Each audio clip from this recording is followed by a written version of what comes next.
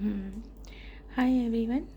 तो आज मैं एक स्टोरी शेयर करना चाहती हूँ। आप में से बहुत से लोगों ने क्या पता ये स्टोरी सुनी भी हो, पर इस स्टोरी से लेकर मेरा एक अलग टेक अवे है।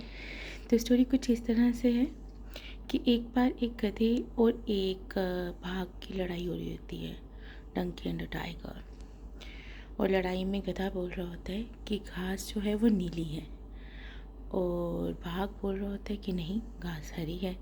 और ये काफ़ी देर से लड़ रहे होते हैं, बहुत देर से। माथापच्ची करने के बाद वो डिसाइड करते हैं कि ऐसा करते हैं कि हम ना जंगल के शेर, राजा शेर के पास जाते हैं और पूछते हैं उनसे कि घास हरी है या नीली है। तो राजा से अपॉइंटमेंट लेते हैं कि लड़ाई हो रही है, झगड़ा सुलझा दो। राजा के पास जाते हैं और शेर गधे को पहले मौका देता है। बोलते हैं बताओ, तुम बताओ क्या बात है। तो गधा बोलते हैं कि शेर, राजा जी, मैं कब से इनसे कह रहा हूँ कि घास जो है वो नीली होती है, और ये कह रहे हैं कि घास हरी होती है। अब आप ये बताएं कि घास नीली होती है ना। तो राजा बड़े आराम से हामी भरते हैं और कहते हैं अच्छा, ये स्थिति है।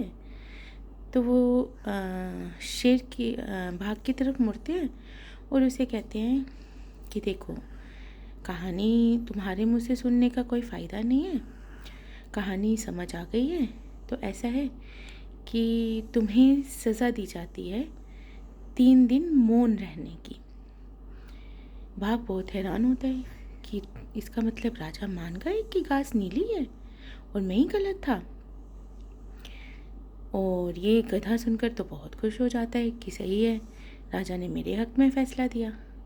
तो राजा उसे कहते हैं कि अब तुम जा सकते हो। गधा खुशी खुशी वहाँ से चला जाता है, पर बाघ के मन में रह जाता है कि ये क्या हुआ, मैंने तो कहा था कि घास हरी है और मैं सही था। तो राजा से पूछते हैं कि राजा, मैं आपका फ़ैसला सर आँखों पर, मैं 3 दिन मौन रहने को तैयार हूँ, परंतु आप भी जानते हैं कि घास हरी होती है, तो आपने ऐसा क्यों किया। तो राजा बोलते हैं कि मैं तुम्हें इसका उत्तर नहीं दूंगा, मैं तुमसे 2 प्रश्न पूछूंगा, तो तुम्हें खुद ही पता चल जाएगा। तो राजा उससे एक प्रश्न पूछते हैं कि क्या तुम्हें सच में पता है कि घास हरी होती है। उत्तर नहीं चाहिए मुझे, बस पता है ना। तो वो कहते हैं, मन में सोचते हैं हाँ, घास तो हरी होती है।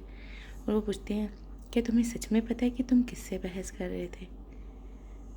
इस बात पर बाघ खुद ब खुद मौन हो जाता है और वो हंसी खुशी 3 दिन का मौन धारण करने के लिए मान जाता है और वहाँ से चला जाता है।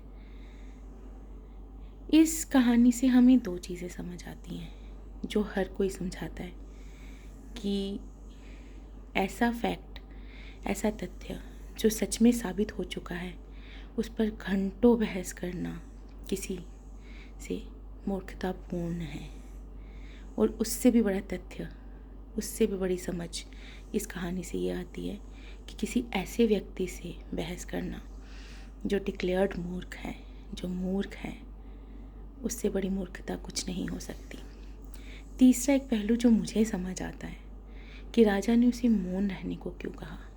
3 दिन मौन रहने को इसलिए कहा ताकि वो अगली बार से जब कभी ऐसी स्थिति में आए तो वो समझ पाए मौन की महत्वता, और वो मौन रह सके।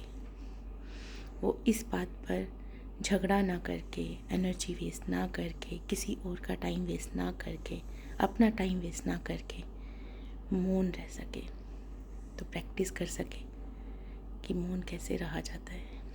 ये मेरा टेक अवे है। Thank you.